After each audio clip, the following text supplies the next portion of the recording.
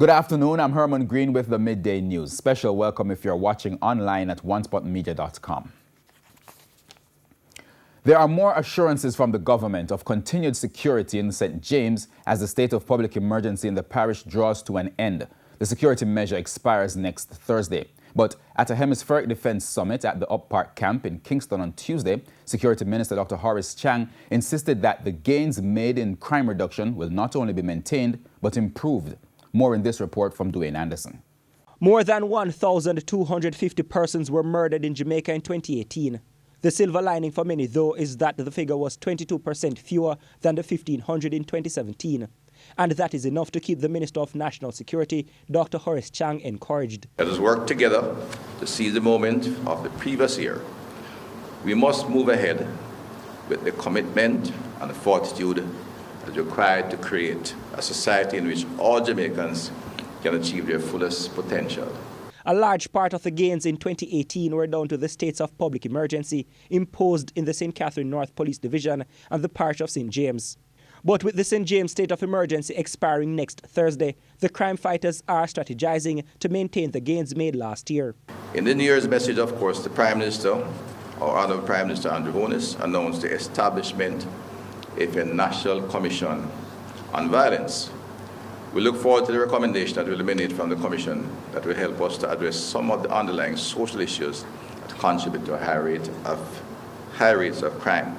The Jamaican government will continue with its strategic implementation of Plan Secure Jamaica with the six ministries, departments and agencies using all available resources, ways, means and the law to continue to reduce the crime rate. There was also a rallying call to residents for them to get on board. Jamaica's security is not solely the business of law enforcement and Ministry of National Security officials.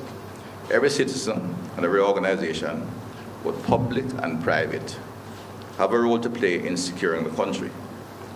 It is only through all of Jamaica approach that we can hope to win the fight against crime and violence. The National Security Minister was speaking at a Hemispheric Summit Tuesday where he reaffirmed Jamaica's commitment to the partnership with countries like the United States of America to fight transnational crimes in the region.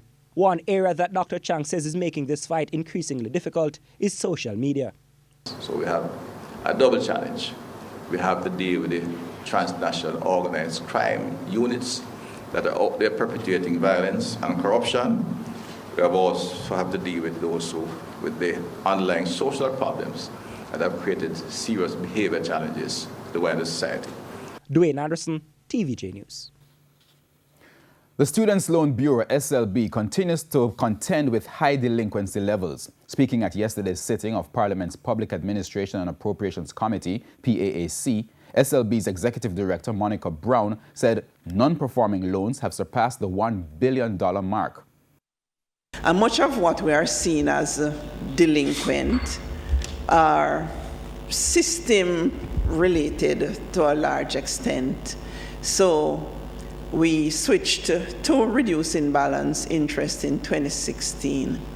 And the effect of that is where loans remain unpaid, the interest continue to accrue.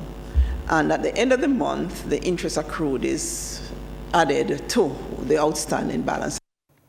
That aside, Ms. Brown noted that SLB's collection has increased over the years. 8 or so years ago, we're collecting $964 million. Now we collected $3.2 billion as at March 2018. And for March 2019, we are targeting $3.5 billion. So the collections have increased significantly. Following the announcement by the Education Ministry for an additional 2 years to the high school curriculum, the DeCarteret College in Mandeville, Manchester broke ground earlier this week for the construction of a sixth form college. The new building is expected to cost $70 million, with the Education Ministry and past and current administrations committing a total of $30 million to the project. Construction of the sixth form college is expected to start in February. The groundbreaking ceremony was part of the school's centennial celebrations, where Principal Prim Lewis lauded the ministry's decision to have students engaged in the educational system longer. She believes this will be more beneficial to the economies of the various communities. We can also continue the educational process in Jamaica in terms of building the personnel, building the community that we want. Change, you're supposed to be the change you want to see. And so as parents, as alumni, as school family, as community, we want to be the change that we want to see. The Electoral Commission of Jamaica is reporting that more than 31,000 electors have so far been confirmed as dead through its ongoing elector verification exercise. Under the program, which started last November, verifiers from the Electoral Office of Jamaica, EOJ, have been deployed to visit the homes of 1.1 million electors. They seek to identify persons in the 40 and over age range who have died and remove their names from the EOJ's list. As of December 31, more than 358,000 electors' homes had been visited. The EOJ says the figure represents 32% of the total number of electors to be contacted. The project is expected to continue until March this year. According to the Director of Elections, Glasspool Brown, the exercise has been advancing smoothly. Inclement weather in some sections of the island was a minor challenge. However, Mr. Glasspool says that has not deterred the project. The National Water Commission, NWC, is being called to rectify water issues in Fern Hill and surrounding communities in St. Andrew. The residents say water tanks, which were installed several years ago, used to supply piped water to their homes. However, they say the NWC has stopped the flow of water to the tanks, forcing them to buy trucked water, which is more expensive. Councillor for the Lawrence Tavern Division, John Myers, is now pleading with the NWC to restore the flow to the community tanks. He says the residents are willing to pay to get running water in their pipes again.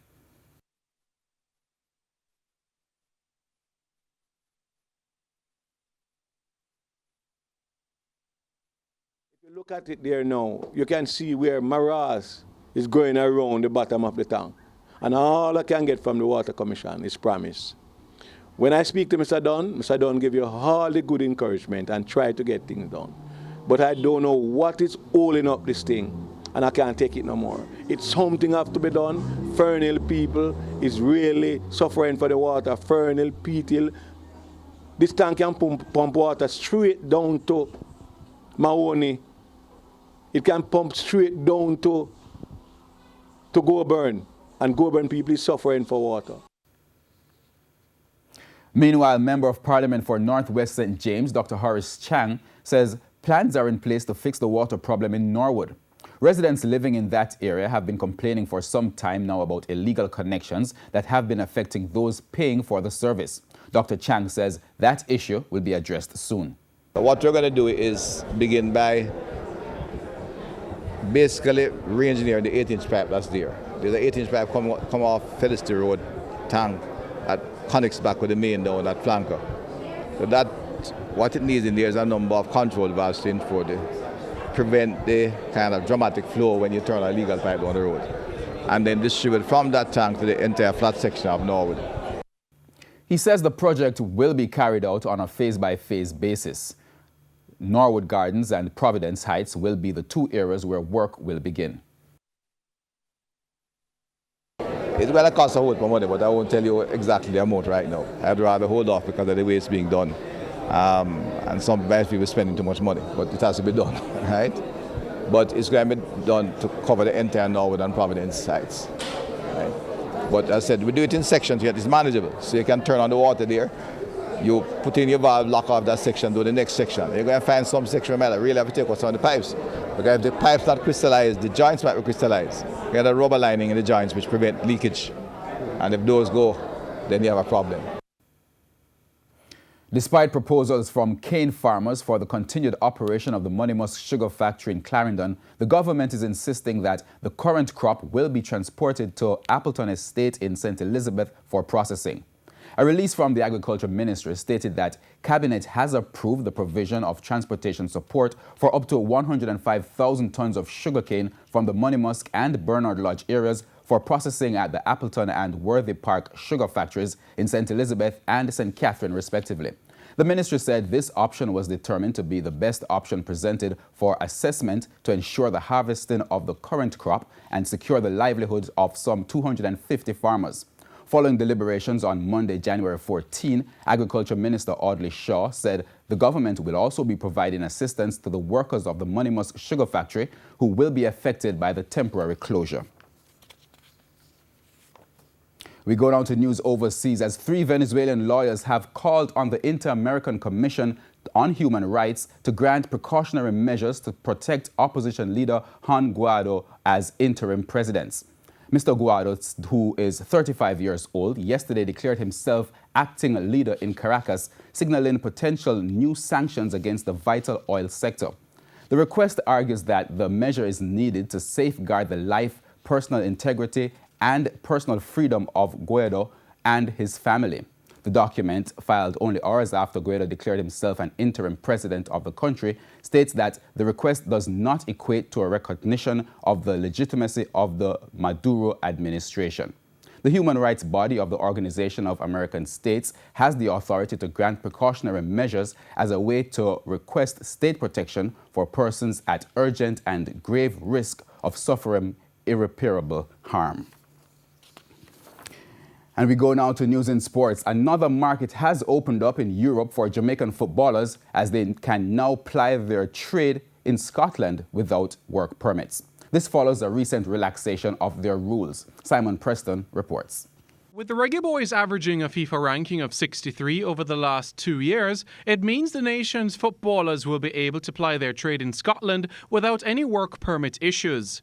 Former national player Omar Daly, who played with Motherwell FC in the SPL, has encouraged his fellow countrymen to take up this opportunity. I would recommend young Jamaican footballers to look to the market in Scotland. The league is amazing. Pay grade is not bad. It's amazing. And I do recommend the league. So the league is really good. It's really good for young players. The intensity is very high. It's very professional. And Scottish Premier League is good. Not only the Scottish Premier League, they have Division 1, Division 2. So I think it's a good market and good development for young Jamaican players. British football journalist Santoki Nagulendran sees this law change as an opportunity the entire Caribbean should take advantage of. Yeah, definitely. Scotland represents a great opportunity for players to come from the Caribbean, where most of the leagues are semi-professional, and enter an environment where the weather is brutally cold, the fans are passionate, really, really passionate about their football, if you've ever seen a Rangers or Celtic game, and also the quality of football is relatively high in terms of European standards. So it would be a great learning curve for a player to come from, say, the Red Stripe Premier League or the Trinidad and Tobago Pro League and gain some experience in Scotland. If you look at Jason Scotland, for instance, he played at Dundee and Hamilton and then earned his way into the Premier League. So it could also be a gateway into moving into the Premier League, as I believe if you play in Scotland for a certain amount of time, you will eventually be eligible to come to England and play football. So I do believe it's an excellent opportunity for players from the Caribbean to go and learn, ply their trade in Scotland and forge a career over there. Former Scottish youth player James Baird says the league needs an injection of Jamaican talent. This opportunity now for the Jamaican players and the wider Caribbean to go and play in Scotland, it's a great opportunity in a league that needs the strength and pace that they will get from the Caribbean players. And I think the players from these countries, Jamaica, and even the other Caribbean islands too, it's a great opportunity. As I say, a lot of, for example, the Jamaican players have the strength, but they also have the skill and the speed. And I think that's something that would really benefit the Scottish game. Sports analyst Machel Turner views Scotland as a bridge that could lead to one to play in England. It's a small leap from Scotland to go to a championship team or a Premier League team. So it's definitely something that we should look at as a stepping stone. Currently, Chris Humphrey is the only Jamaican footballer plying his trade in Scotland. Simon Preston reporting for TVJ Sports. And that's the Midday News. I'm Herman Green. Please join us at 7 for the Primetime News Package. On behalf of the News, Sports and Production teams, good afternoon.